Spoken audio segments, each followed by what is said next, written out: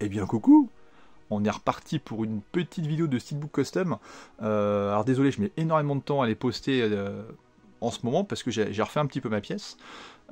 Sachant que les dernières vidéos que j'ai fait, vous avez vu, hein, je filmais directement sur ma table de cuisine avec un fond vert dégueulasse. Avant de refilmer dans ma pièce principale de collection, c'est quand même plus sympa visuellement. Et voilà, j'avais un radiateur qui avait lâché, il fallait le remettre. Du coup j'en ai profité pour ranger toute ma pièce et remettre en fonction de mes arrivages, notamment les jeux Dreamcast qui commencent à prendre une petite ampleur. Et du coup j'ai quand même pensé à faire des customs, hein. Ça je n'arrête pas, même si j'en fais moins, mais je les peaufine plus. Donc voilà, et à partir de là, on va se faire la petite vidéo, restez bien jusqu'au bout, on va lancer le générique, et puis c'est parti, en avant la musique.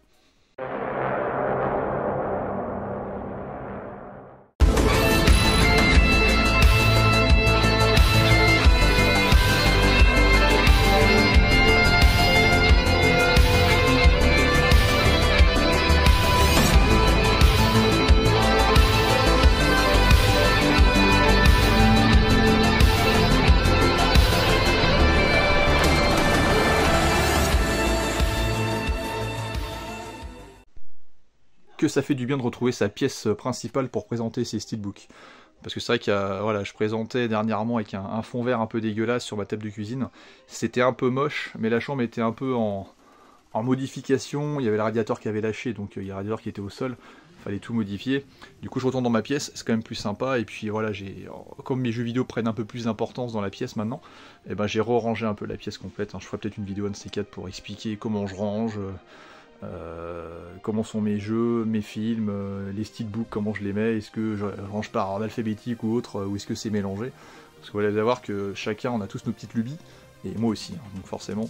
Alors, là on va partir tout de suite sur les steelbooks custom, j'en ai fait 5, alors 5 c'est pas beaucoup, mais voilà, je les trouve assez qualitatifs hein, sur la finition, même si, voilà, il y a des mecs qui font des customs de haute volée, hein. Maintenant on est de plus en plus nombreux, il y en a certains au niveau de la finition, c'est vraiment des vrais professionnels, on va dire, des super balèzes. Et ben je vais pas les sortir du plastique ce coup-ci parce qu'ils sont rangés dans ma collection et j'ai qu'une main, et vu que je tiens la caméra de l'autre, ça va être compliqué, sachant que je suis droitier, la main gauche laisse tomber quoi. Moi j'ai que la partie droite qui existe chez moi, toute ma partie gauche, aussi bien le pied que la main, je suis pas forcément super adroit. Je me suis fait la série Arcane en steelbook. Alors Arcane c'est marrant parce que à la base c'est une série, j'ai beaucoup de personnes qui m'ont parlé autour de moi comme quoi c'était super, c'était une des meilleures séries animées de tous les temps, c'était génial, très mature. Ça m'attirait pas plus que ça, le graphisme, j'ai du mal un peu avec on va dire les animés un peu sérieux, bien que j'avais beaucoup aimé Spider-Man en version Spin to the Spider-Verse, je sais plus, je crois qu'il s'appelle, et j'ai la suite aussi que j'ai toujours pas regardé, et que alors finalement le graphisme au niveau de la bande-annonce m'avait rebuté, mais au final j'avais adoré, parce que c'est très très mature, et finalement le graphisme passe très très bien. Et là en fait Arcane, c'est tout con, c'est qu'à mon boulot ils arrêtaient pas de passer la musique de Stromae, et Pomme, c'est ma meilleure ennemie, et j'adore la musique en fait, et du coup en allant voir le clip, j'ai vu que ça faisait partie de la BO de la série Arcane, du coup bah, ça m'a un peu plus intrigué. La hype, je la connaissais déjà autour de la série, donc c'est ce qui m'a donné envie de regarder, hein, c'est bête, mais la série. Et finalement, j'ai bien fait de la regarder parce que franchement, la saison 1 est exceptionnelle, les personnages sont hyper bien décrits, et finalement, l'aspect graphique de l'animé, t'as vraiment l'impression de regarder un film, c'est hyper fluide, c'est hyper bien fait, c'est techniquement hyper abouti. Donc voilà, je me suis dit, un petit custom, plus qu'à choper la galette pour aller dedans, et on est bien. Donc voilà, hein, j'ai mis une petite saison 1 sur la tranche, donc j'ouvre pas hein, parce que je suis sous le plastique. C'est vrai qu'avant, vu que la qualité de l'image que je faisais, la présentation était un peu plus terne et que j'étais posé sur une table, j'en profitais pour l'ouvrir, il y en a ça, forcément c'était plus sympa. Mais voilà, je me suis fait la saison 1 de Arcane, et forcément, j'ai fait quoi derrière? Et ben la saison 2. La saison 2 d'Arcane. Alors la saison 2 d'Arcane, elle est excellente, mais ils sont peut-être partis un peu trop loin sur le côté un peu religieux, machin, enfin on sent que vraiment c'est un peu plus... Je trouve qu'au niveau du scénario, ils sont peut-être partis un petit peu trop loin, c'est peut-être un peu plus compliqué à gérer, même si les personnages principaux sont toujours aussi bons, la chute est bonne. Techniquement, normalement, il n'y aura pas de saison 3, a priori. Ça serait... Arcane, si ça continue, ça serait développé un peu à la manière d'un Star Wars, il garderait le même univers, mais avec des nouveaux protagonistes, donc ça serait... d'autres personnages qu'on ne connaît pas dans l'univers de League of Legends, hein, qui est l'univers de toile de fond de Arcane. Mais pour tous ceux qui n'ont pas regardé Arcane, franchement, la BO, la réalisation, les personnages, excellent. Franchement, c'est une très belle découverte. Moi qui regarde très peu de séries, parce que j'ai tellement de films à regarder, que je me bride un peu sur les séries, parce que sinon, entre les séries et les films, je vais jamais avancer dans ma collection de films qui me restent à regarder. Franchement, je vous conseille ça de fou. Ensuite, il me reste plus que 3 films à présenter, plus le steelbook du vainqueur. Alors les films que je vais montrer, je ne les ai pas vus. Ça c'est mon style de film, et vu que ma chérie n'aime pas du tout les films d'horreur, et comme j'ai un fils maintenant, pour trouver du temps pour regarder ce type de film là, c'est hyper compliqué. J'ai été les prendre, ils étaient vers le bas. Alors attendez, je vais les mettre dans l'ordre peut-être plus sympa. Faut pas qu'ils tombent. Je me suis fait la trilogie T-West, je sais pas si on l'appelle comme ça, mais en tout cas avec les 3 films qui sont X, Pearl et Maxine. Donc voilà, une trilogie où je trouve que le personnage évolue dans le temps, ou alors ça doit être, je sais plus, la fille, ça doit être sa grand-mère derrière. Enfin en gros, tout est lié en fait, hein. C'est une trilogie avec la même fille qui joue qui joue des rôles différents dans des époques différentes et des lieux différents. Donc je connais pareil de réputation, j'adore les films entre guillemets d'horreur, donc là je pense que c'est moitié thriller, moitié horreur surtout. Voilà, donc je me suis fait X, je me suis fait Pearl. Voilà. Alors à chaque fois j'ai utilisé le même style de tranche. T-West, comme ça, comme c'est à T-West dans l'ordre alphabétique, les 3 sont côte à côte. Si je les avais mis à X, à Pearl et à Maxine, ils auraient tous été mis à un endroit différent et ça me faisait chier vu que je voulais que les tranches soient toutes côte à côte. Donc le Pearl, je sais pas si j'ai montré le derrière. Alors sachant que là, à l'heure actuelle, je me suis fait les steelbooks avant de posséder les films. Le Pearl, je me suis pris, je l'ai en DVD. Parce que en fait, avant je prenais que du Blu-ray, voire du 4K. Et les Leclerc, où j'achète souvent mes films, ils sont tellement devenus pourris niveau rayon. Les rayons étaient divisés par 4 ou 5 quand ils existent encore, parce qu'il y a certains Leclerc, les Blu-ray ils en font même plus. Du coup maintenant je prends le support, je m'en fous. Je me dis que si je trouve le DVD à pas cher et à plus tard le Blu-ray, je prendrai le Blu-ray. Mais voilà, du moment que je possède une copie du film, enfin une version du film sur CD, moi ça me va très bien. Bon après il n'y a que certains films vraiment que j'adore à fond et que je sais que c'est des valeurs sûres. Là je les prends direct en Blu-ray, mais quand je ne connais pas, je prends en DVD, comme ça, si j'aime, j'upgrade après, hein, en trouvant ça à des petits prix. Mais pour l'instant, voilà, je me suis pris que le Pearl pour l'instant en DVD, et les autres boîtes sont orphelines de CD. Donc Maxine, le 3e de la trilogie. Voilà, donc après visuel avant-arrière, c'est vrai que je me suis pas fait chier, c'est quasiment le même, parce que là, il n'y a pas beaucoup de choix de jaquettes en fait. Mais vu que voilà, c'est 2 types différents d'images, elles sont pas travaillées pareil, ça me va très bien. Donc voilà, dites-moi ce que vous en pensez, si vous avez vu la trilogie, mais voilà, moi c'est le genre de film qui me plaît bien. Des films d'horreur, j'en ai consommé énormément quand j'étais célibataire et quand j'étais ado.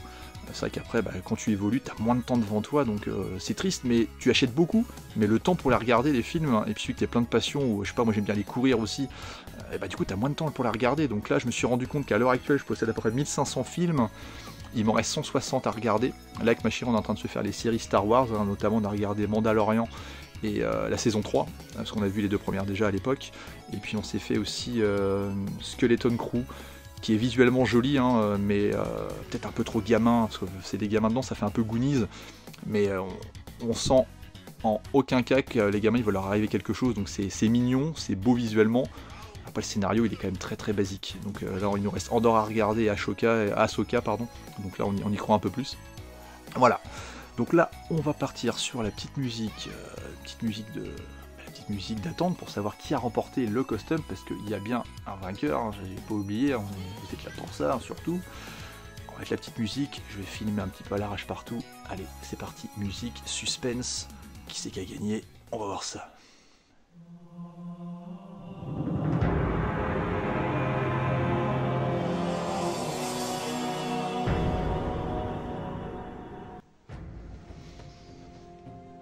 Alors, faut que je retrouve le steelbook où je l'ai mis, parce que la vidéo, je la filme à l'arrache complet. Je me dis qu'il fallait que je la fasse, parce que là, on est quand même le 21 aujourd'hui. Normalement, je les mets en début de mois, même si dernièrement, je les mettais à la moitié du mois suivant. Et là, on est le 21, le mois est quasiment fini. Et je suis un petit peu lent à la détente. Mais attention, le petit custom il arrive, c'est bon, je l'ai retrouvé. Alors, c'est un film que je n'ai pas vu. Je crois qu'il me semble que c'est un film de Brian De Palma. Il me semble, hein.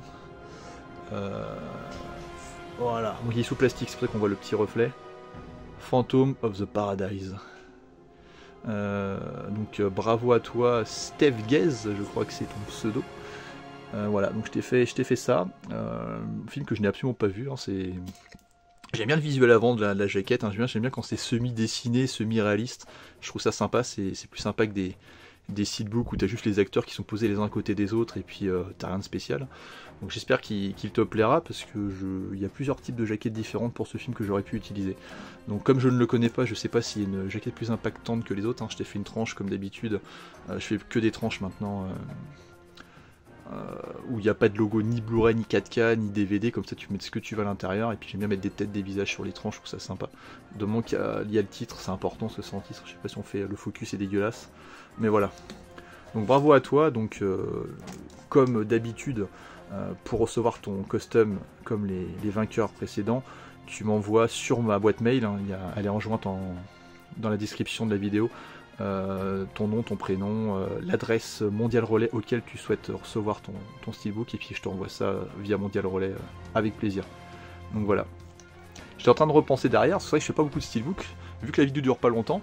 L'évolution de mes steelbooks, là je parle ça sur la fin, c'est vrai que j'ai 4 styles de steelbook différents. Alors le truc qu'il y a, c'est que je commence à penser sérieusement à refaire ce que je faisais déjà, les anciens que j'ai fait. Je prends un exemple tout bête. Les premiers steelbooks que je faisais, je sais pas si vous voyez, mais le contour il est noir. Ça veut dire que la jaquette ne prend pas l'intégralité. Alors pour celui-là c'est un bel exemple, regardez la tête des personnages, elle est coupée, on voit pas son nez, on voit pas la moitié de sa tronche. C'est dégueulasse un petit peu franchement, j'étais relativement satisfait à l'époque. Ça c'est les premiers costumes que j'ai fait, donc l'image ne prenait pas toute la boîte. Et en plus je mettais des gros logos B de Blu-ray, que je trouve dégueulasse maintenant, même si bah forcément quand je les ai fait au départ j'étais content. Quand tu commences à réussir à placer tes images sur un steelbook et globalement ça passe, bah t'es content, mais après avec le temps bah tu t'améliores et puis tu te rends compte que les trucs que tu faisais tu les fais plus maintenant. Donc ça c'est les premières versions que je faisais. Donc en gros on va dire que j'ai eu 4 phases, et maintenant j'ai quand même j'ai réussi à trouver, on va dire, ma voie dans ce que je veux faire. Donc ça c'était la phase 1, c'est mes premiers customs que j'ai, j'en ai plusieurs mais j'en ai refait. Après je m'étais lancé dans un autre type de custom. Alors attendez que je trouve ça. Qu'est-ce que je pourrais prendre comme film qui utilise cette technique? Là je trouve pas. Si je vais prendre, faudrait que je prenne, parce que je sais que par exemple le film. Alors on va prendre celui-là par exemple. Allez hop. Ça c'est mon deuxième type de steelbook custom. Sachant qu'à chaque fois que j'ai fait un type de steelbook, je me suis dit, oh là là, je vais faire que des steelbooks de la même manière. Moi je suis comme ça en fait, j'aime bien que tout soit homogène. Le problème c'est que dès que je fais un nouveau style de steelbook, et ben, j'ai envie de transformer tous les anciens. Donc en gros, je vais passer ma vie à les remodifier et je vais jamais être content, quoi. Donc là j'ai utilisé un système de cadre blanc sur un fond noir. Steelbook que j'apprécie pour le coup, je les referai pas, hein, sauf... Voilà, je mettais un cadre noir devant, avec un liseré blanc qui faisait le contour, un peu en mode télé-cassette comme je disais. Et puis l'arrière, je mettais une image pleine. Et là, pour le coup, l'image prenait vraiment tout le steelbook. Il n'y a plus de découpe où je laisse 2-3 mm. Donc ça, c'est ma deuxième phase. Et je mettais un logo Blu-ray, mais plus petit. Et ben, à partir de cette phase-là, je les accepte. On va dire que la première phase que j'ai montée avec Bac Nord, je les accepte plus. Donc ça, j'en referai quand... Surtout que c'est les films que j'aime bien, que j'avais commencé à faire, mais qui étaient avec une technique utilisée qui était vraiment le démarrage. Je dis ça parce que je pense à Mike, hein, qui est en train d'essayer de faire des steelbooks custom et qui galère avec la tranche. Bonne chance à toi Mike, parce que même moi la tranche j'en ai chié de fou. Et quand j'explique, vu la technique que j'utilise pour faire mes steelbooks custom, c'est compliqué parce que je n'ai pas de PC ou d'imprimante pour faire ça. J'utilise le système de photos de magasin, donc forcément la découpe et puis les tailles, bah, c'est différent. Il faut les utiliser de manière, en fait, quand tu les fais sur ton téléphone avec la taille, bah, quand tu imprimes au photomaton, bah, lui il te fait des tailles génériques, donc en gros ça peut être un peu perturbant. Après je suis passé sur une troisième sorte, qui est la version la plus normale qui existe, qui est finalement peut-être la préférée des gens, hein. Non, pas celle-là. Ça c'est la quatrième. Qu'est-ce que je pourrais mettre? Bon, on va prendre celui-là. Si on prend Darkwater, Darkwater là c'est du steelbook complètement classique, avec une image pleine devant, il n'y a pas de trait, il n'y a rien, il n'y a pas de chichi, ça ressemble plus à un vrai. Image pleine derrière, et par contre la tranche, voilà, on est sur une tranche, il n'y a plus de logo. Comme ce que je peux... Bah en fait comme je fais maintenant en fait finalement, parce que c'est techniquement les meilleures versions au final, je pense. Donc là c'est la version 3 qui est ma version 4 aussi. Quand je dis version 4, c'est les versions que je fais maintenant, parce que bah, c'est ce qui ressemble le plus à un vrai steelbook. Et j'ai eu ma petite période que j'apprécie aussi, que je fais toujours pour les séries, c'est avec un liseré blanc. J'en ai sorti un tout à l'heure. On va prendre celui-là, Dark Lawn. Vous voyez, un petit liseré blanc et un code couleur de contour, mais qui n'est pas noir, qui reprend la couleur en fait du visuel avant. Et c'est un petit liseré tout fin.